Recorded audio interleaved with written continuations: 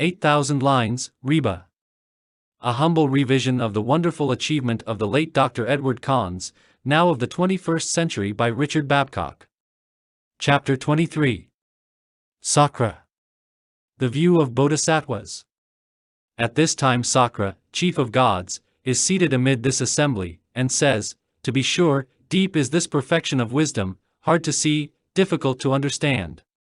The Lord, so it is, Kausika. As infinite as space is perfect wisdom infinite. As isolated none can come close to see, as empty is perfect wisdom beyond thought and understanding. Sakra, these beings which hear this perfection of wisdom, take it up, study, spread, and write it, are endowed with more than a puny wholesome root. The Lord, so it is. Imagine all the beings in Jambudvipa are endowed with the ability to observe the 10 ways of wholesome action. Do these on the strength of this endowment beget much merit? Sakra, these do, O Lord. The Lord, a person who hears, studies, spreads and writes this perfection of wisdom begets merit other than these, as merit beyond any reach of greatness, and indeed beyond even merit itself. The just mentioned heap of merit, due to the morality of all beings in Jambudvipa, is not compared with any so-called merit which is due to the wholesome root of one who hears, studies, spreads and writes this deep perfection of wisdom.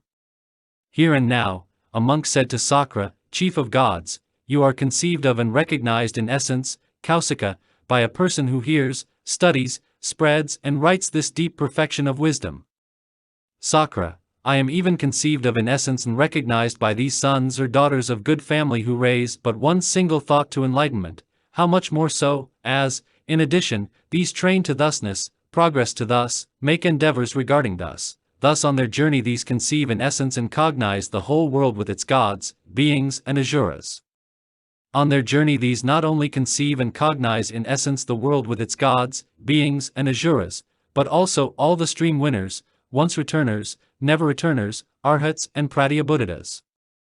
These conceive and cognize also in essence bodhisattvas which are great almsgivers but lack as yet in perfect wisdom and skill in means, and equally these with morality as perfectly pure, which possess a vast quantity of morality, with observation of the moral rules as unbroken, flawless, unstained, complete, perfectly pure and unspotted, but also as yet lack in perfect wisdom and skill in means, and equally any which reveal from within themselves patience and peaceful calm, with thoughts free from hostility, which think no thought, nor harbor any feelings of malice even while burned at the stake, but who lack in perfect wisdom and skill in means, and equally any which exert perseverance, which persist in trying, are free from sloth, and remain uncowed in all these do with body, voice and mind, but which as yet lack perfect wisdom and skill in means, and equally these who are fond of the trances and delight in these, which are strong and powerful in the trances, which are established in the trances, which are masters of trances, but which as yet lack in perfect wisdom and skill in means.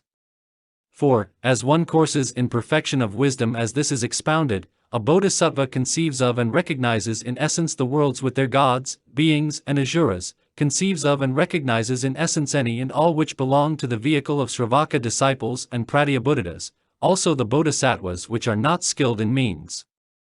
And all these mentioned cannot surpass one such as this, for such is this nature in profound balance struck by total equanimity. For a bodhisattva which courses in perfection of wisdom as this is expounded, which complies with this, takes up such a position so the lineage of all-knowing is not interrupted, and does not keep aloof from Tathagatas. This one's journey, as one progresses in this way, shortly reveals to one such as this the terrace of enlightenment. One training oneself in this way, rescues beings which are sunken into the mud of defilement. Training oneself this way, one trains in this training of a bodhisattva, and not in the training of Sravaka disciple or pratyabuddhita. Rewards of perfect wisdom. And the 4 great kings, the world guardians, come to any bodhisattva who trains this way in the perfection of wisdom, and these say to this one, "Train yourself quickly in this course of a bodhisattva, O you born of good family. Nimbly train yourself. Here are the 4 begging bowls which you receive as you are seated on the terrace of enlightenment, as one which has revealed full enlightenment."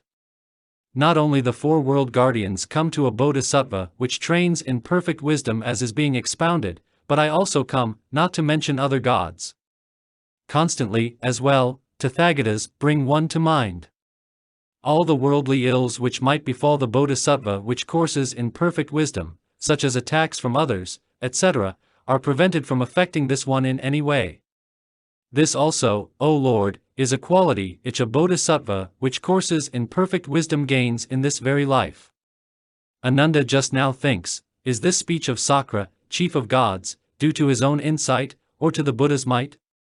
Sakra, through the Buddha's might, read his thoughts, and said, to the Buddha's might, Ananda, to the Buddha's sustaining power is this attributed. For I myself am quite incapable of uttering anything relevant on the subject of Bodhisattvas. The Lord, so it is, Ananda. What Sakra, chief of gods, is saying is due to Tathagata's might, to this sustaining power. End chapter 23.